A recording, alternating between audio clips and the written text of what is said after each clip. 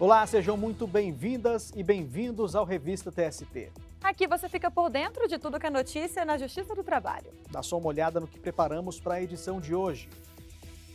Vale é condenada a indenizar técnico demitido após ele se recusar a vender o próprio terreno para a empresa expandir uma ferrovia. De acordo com o ex-empregado, o objetivo da mineradora seria melhorar o escoamento da produção entre os estados do Pará e Maranhão.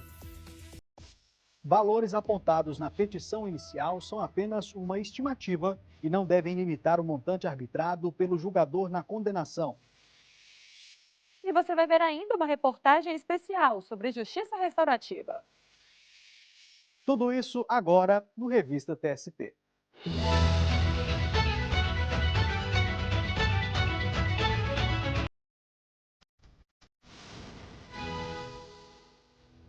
Começamos com uma decisão do órgão responsável por uniformizar a jurisprudência trabalhista. A seção 1 de dissídios individuais do TST decidiu que os valores apontados na petição inicial são apenas uma estimativa e não devem limitar o montante arbitrado pelo julgador na condenação.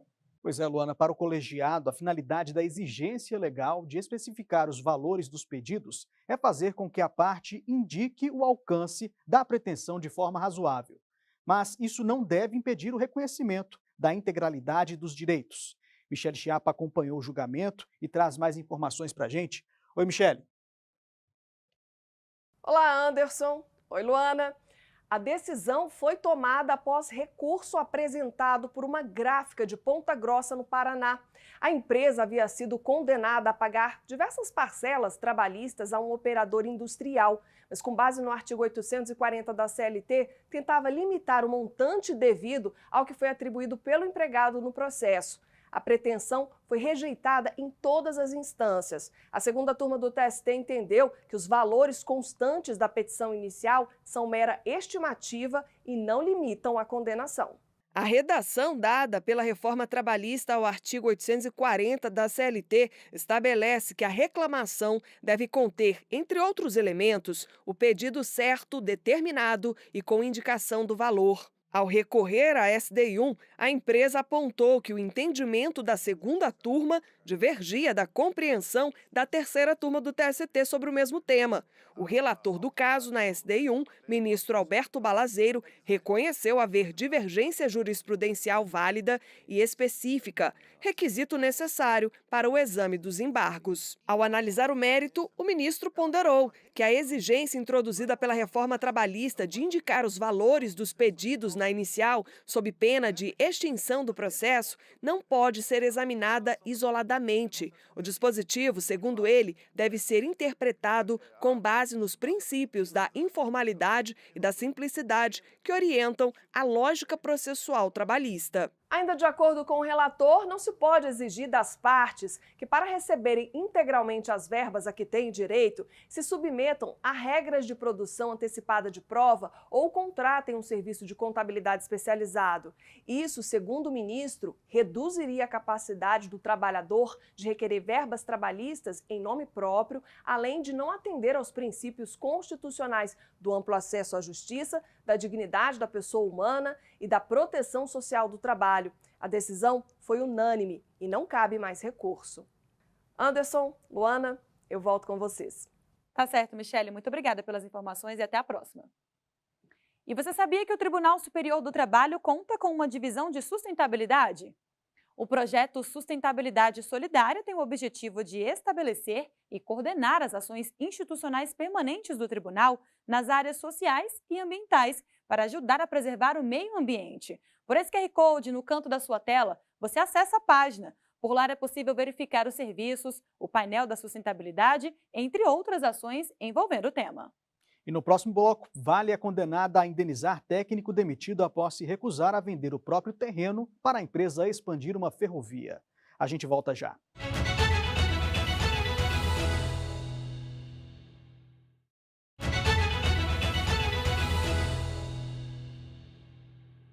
As turmas do tribunal julgam os processos às terças e quartas-feiras. Fique agora com alguns destaques.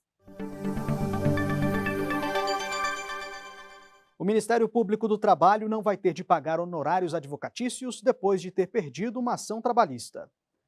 Para a oitava turma, ao defender os interesses de menores de idade, o MPT atuou dentro da própria competência e agiu de boa-fé. No caso, o Ministério Público do Trabalho atuou em favor de 2 menores de idade. Elas são filhas de um motorista que foi vítima de acidente de trabalho quando conduzia o caminhão de uma empresa terceirizada. Na ação, o MPT sustentava que tanto a transportadora terceirizada quanto a contratante do serviço teriam descumprido normas de saúde e segurança do trabalho.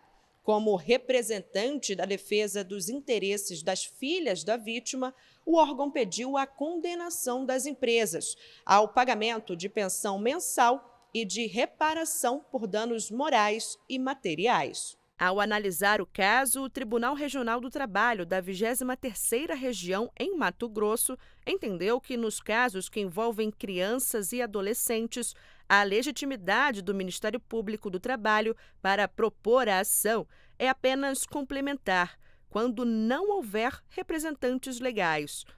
Com isso, o processo foi extinto e o MPT condenado ao pagamento de honorários advocatícios sucumbenciais. A decisão levou em conta que, de acordo com a consolidação das leis do trabalho, quem perde a ação deve pagar uma porcentagem do valor em discussão para a defesa da outra parte. O artigo 791-A da CLT diz que ao advogado serão devidos honorários de sucumbência entre 5% e 15% sobre o valor da liquidação da sentença. O Ministério Público do Trabalho recorreu da decisão ao TST. O relator do recurso de revista na 8ª turma, ministro Sérgio Martins, destacou que a Constituição Federal considera o Ministério Público uma instituição permanente e essencial ao Estado. Além disso, atribui ao órgão a defesa da ordem jurídica, do regime democrático e dos interesses sociais e individuais. O relator registrou que, no processo, o MPT atuou exatamente em favor de interesse individual de menores de 18 anos. Portanto, ao ajuizar reclamação trabalhista como substituto processual, agiu dentro da própria função institucional. Por unanimidade, a 8ª turma seguiu esse entendimento e decidiu pela anulação do pagamento de honorários advocatícios por parte do Ministério Público do Trabalho. A mineradora Vale foi condenada a indenizar um técnico demitido após ter se recusado a vender o próprio terreno para a empresa expandir uma ferrovia. Conforme o entendimento da 2ª turma, houve abuso de poder econômico por parte da empresa. Por isso, a dispensa foi considerada arbitrária e retaliatória. Vamos conversar com o repórter Pablo Lemos, que tem mais detalhes desse caso. Oi, Pablo. Olá, Luana. Anderson, o técnico de mineração afirmou que tem um registro de propriedade de uma área rural de aproximadamente 40 hectares dentro da zona de proteção ambiental do Igarapé Gelado, no município de Parauapebas, no Pará. Segundo ele, a Vale demonstrou interesse em utilizar parte desse terreno para duplicar a ferrovia Carajás, por onde é feito o transporte de minério de ferro até o Maranhão. De acordo com o ex-empregado, o objetivo da mineradora seria melhorar o escoamento da produção entre os estados.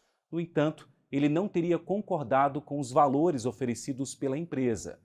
O técnico disse ainda que, após negociações mal sucedidas, foi alvo de uma série de retaliações até ser demitido, após 28 anos de serviços prestados. Por isso, pediu na Justiça indenização por dano moral no valor de R$500 mil. O Tribunal Regional do Trabalho da 8ª Região, que abrange o Pará e o Amapá, considerou a conduta da Vale abusiva. O TRT destacou um depósito de R$145 mil feito na conta da esposa do então empregado sem o consentimento dele, além do envio de um contrato para assinatura antes do término das negociações. O Tribunal Regional constatou ainda que, de fato, a mineradora havia iniciado a construção do empreendimento na área e que o técnico foi dispensado dias após as negociações terem fracassado. Para o regional, ficou evidente o abuso do poder econômico da empresa e a posição de vulnerabilidade do empregado. Diante disso, o TRT fixou reparação em R$300 mil. A Vale entrou com recurso no Tribunal Superior do Trabalho. alegou que o valor da condenação seria equivalente a um prêmio de loteria, mas a relatora do caso na segunda turma, a ministra Liana Schaibe, explicou que o recurso de revista tem natureza extraordinária. Isso significa que o montante da indenização por dano moral em outras instâncias só deve ser alterado quando for muito baixo ou elevado demais. Deve ainda ser levada em conta a disparidade entre o grau de culpa do ofensor e a extensão do dano suportado pelo ofendido. A relatora concluiu que o caso não era sobre reformar a decisão do TRT, uma vez que os princípios da razoabilidade e da proporcionalidade foram devidamente atendidos. Entendo que a parte realmente transcreveu o trecho específico, no caso onde há o pré-questionamento da matéria, que é em relação ao quanto atribuído por danos morais, indicou tanto os dispositivos constitucionais e infraconstitucionais. Por unanimidade, a segunda turma do TST manteve a decisão que condenou a Vale a pagar R$300 mil de indenização por dano moral ao ex-empregado. A mineradora entrou com embargos declaratórios. Volto com vocês aí no estúdio. Tá certo, Pablo. Muito obrigada pelas informações. Obrigado, Pablo.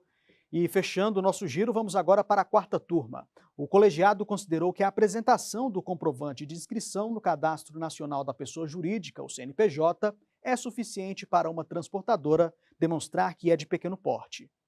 A confirmação dá à empresa o direito de pagar metade do depósito recursal na Justiça do Trabalho. A consolidação das leis do trabalho com as alterações promovidas pela reforma trabalhista em 2017 passou a prever que o valor do depósito recursal é reduzido pela metade para entidades sem fins lucrativos, empregadores domésticos, microempreendedores individuais, microempresas e empresas de pequeno porte. Em ação proposta pelo Sindicato dos Trabalhadores em Transportes Rodoviários de Cargas no estado do Rio Grande do Norte, 2 transportadoras haviam sido condenadas em primeiro grau a pagar diferenças salariais para motoristas. As empresas recorreram ao Tribunal Regional do Trabalho da 21ª Região e solicitaram a redução do valor do depósito recursal. Elas alegaram ser de pequeno porte, mas o TRT negou o pedido. Para o regional, as transportadoras não comprovaram ter receita bruta anual entre 360 mil e 4.800.000 reais, exigência prevista em lei para definir esse enquadramento empresarial. O caso chegou então ao Tribunal Superior do Trabalho. O relator na quarta turma, ministro Alexandre Ramos, explicou que para a comprovação do porte econômico na emissão do CNPJ é necessária a certidão da junta comercial ou do cartório do Registro Civil de Pessoa Jurídica.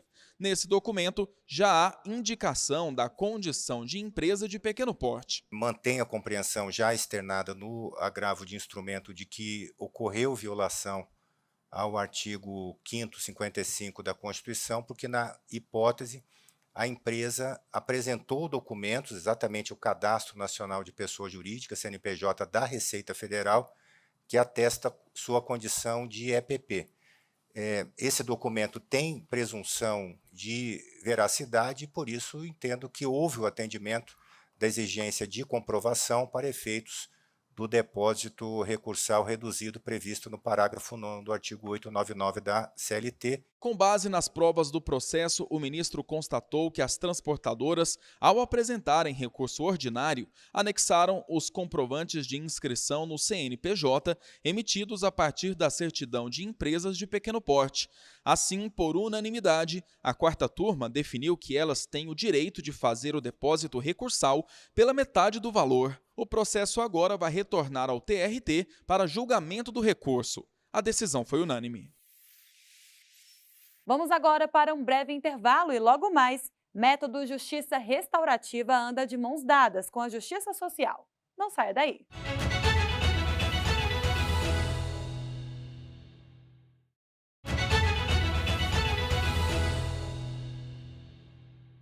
Além de buscar o equilíbrio nas relações de trabalho, a atuação do TST fortalece o debate público sobre temas relevantes e contribui para uma sociedade mais justa. E tudo isso, Luana, faz com que a justiça social ande de mãos dadas com a justiça restaurativa. Na reportagem especial desta semana, você vai entender o que é a justiça restaurativa e como ela contribui para restabelecer a dignidade humana, que muitas vezes se perde durante as disputas trabalhistas. Resgate da dignidade, empatia, reparação de danos. Para que tudo isso seja possível, as partes do processo conversam nos chamados círculos restaurativos. Um espaço que pode contar com o apoio de testemunhas, familiares ou outras pessoas que ajudem a entender o contexto em que surgiu o conflito. O método aproxima e reduz embates. Aqui no Tribunal Superior do Trabalho, essa prática tem sido atrelada às audiências de conciliação. O TST, inclusive, desenvolve um plano de ação com a finalidade de capacitar facilitadores para atuar em círculos restaurativos. E desde 2023, a Corte promove uma série de eventos sobre o tema, com atividades de acolhimento e de diálogo no âmbito institucional. Uma das iniciativas foi o Seminário Justiça Restaurativa, um caminho para a construção de ambientes de trabalho justos e equitativos. O encontro teve como público-alvo os profissionais que atuam na Justiça do Trabalho. O diretor do Centro de Formação e Aperfeiçoamento de Assessores e Servidores do TST, ministro Cláudio Brandão, lembrou da própria experiência como juiz de primeiro grau, para mostrar a importância de se conhecer o contexto em que se formou o conflito trabalhista. Muitas vezes nós enfrentávamos conflitos nas tentativas de conciliação que nada tinham de jurídico e apenas tinha o desejo de expressar a indignação frente ao desrespeito praticado numa relação que, sobretudo, é humana. O único impasse que restava não era econômico, era a vontade que tinha o empregado de dizer ao empregador o quanto ele havia sido desrespeitado. A juíza auxiliar do Conselho Superior da Justiça do Trabalho, Patrícia Maeda, reforçou que o tema é debatido desde 2016 no Poder Judiciário,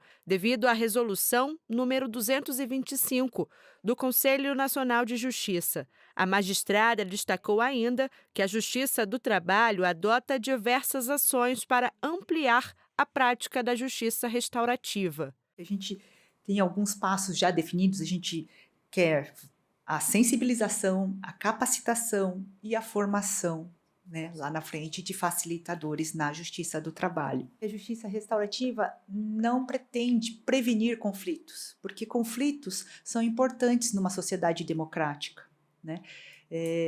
O autoritarismo ele evita o conflito, né, porque é uma expressão de força. Os conflitos são benéficos, porque eles nos impelem a pensar, a conhecer, a avançar. Mas eles precisam de um tratamento. A desembargadora do Tribunal Regional do Trabalho da Terceira Região em Minas Gerais, Adriana Orsini, explicou casos em que a justiça restaurativa pode ser aplicada pela Justiça do Trabalho. A gente tem visto muito etarismo, gente, nos processos. Na época da pandemia, determinados empregadores escolheram as pessoas mais velhas para serem mandadas embora. Por quê? Porque o salário era mais alto e pressupunha que ela já tinha uma aposentadoria, então que ela podia ser descartada. Às vezes ela realmente não vai trabalhar de novo em outro lugar, né? Porque às vezes ela não vai conseguir com aquele salário. Ela ir para o mercado de trabalho ou ir para a sua inatividade sem mágoa. Outro convidado foi o juiz de direito do Tribunal de Justiça de São Paulo, Marcelo Salmaço. Ele é integrante do Grupo Gestor da Justiça Restaurativa no TJ do Estado. O magistrado enfatizou que a justiça restaurativa é mais do que um método de resolução de conflitos. É também um convite para a transformação da convivência institucional. No sentido de nós construirmos uma convivência interna, né, que ela seja pautada pela cooperação, pelo diálogo, pelo cuidado, por responsabilidades individuais, mas também por corresponsabilidades coletivas, ou seja, a construção de um sentimento de pertencimento e corresponsabilidade de todas as pessoas que convivem na instituição, para que a partir dessa ambiência depois seja possível também, né, aos poucos e com muito cuidado, levar a justiça restaurativa para as questões jurisdicionais. Fique agora com outras notícias da Justiça do Trabalho. O presidente do TST e do Conselho Superior da Justiça do Trabalho, ministro Lélio Bentes Corrêa, participou do seminário Direito Fundamental ao Trabalho Decente, Caminhos para a Erradicação do Trabalho Escravo Contemporâneo. O evento ocorreu em Bento Gonçalves, na Serra Gaúcha. Durante a estada no Rio Grande do Sul, o presidente do TST visitou o Centro de Triagem de Resíduos Sólidos de Vila Pinto e o Museu do Hip Hop de Porto Alegre. No centro de triagem, os visitantes foram recebidos por catadores, recicladores e líderes da comunidade. A comitiva acompanhou as tarefas desenvolvidas e ouviu relatos dos trabalhadores. O TST realiza nos dias 5 e 6 de março o seminário Violências de Gênero e Trabalho. O encontro é para discutir o impacto da discriminação, do assédio e das desigualdades nas trajetórias profissionais de mulheres. Ao final do evento, parlamentares que integraram a Assembleia Nacional Constituinte vão ser homenageadas. A Justiça do Trabalho se tornou o primeiro ramo do Poder Judiciário a concluir a implementação do domicílio judicial eletrônico. A solução, elaborada pelo Conselho Nacional de Justiça, cria um endereço virtual para centralizar as comunicações processuais, citações e intimações de forma eletrônica às pessoas jurídicas e físicas. O TST abriu o processo seletivo para estágio de nível médio e superior. As inscrições podem ser feitas até 18 de março. A idade mínima para participar da seleção é 16 anos. Para mais informações, é só apontar a câmera do celular para o QR Code na tela. O Revista TST fica por aqui. Muito obrigada pela companhia. A gente tem um encontro marcado na semana que vem. Até lá!